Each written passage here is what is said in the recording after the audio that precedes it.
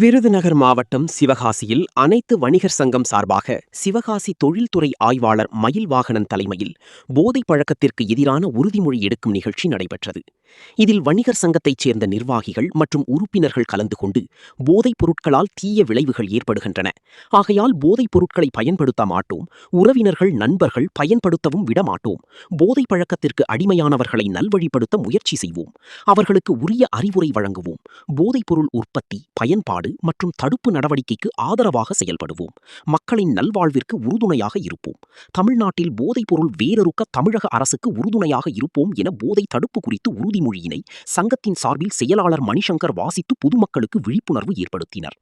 நிகழ்ச்சியில் வர்த்தக சங்க உறுப்பினர்கள் ஏராளமானோர் கலந்து கொண்டனர்.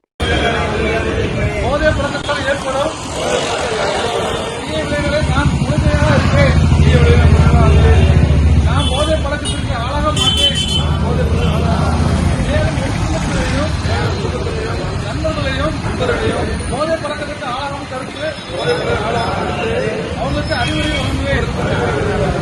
போதை பழக்கம் அவங்களுக்கு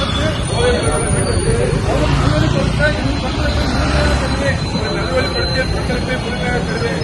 போதைப் பொருட்களின் உற்பத்தி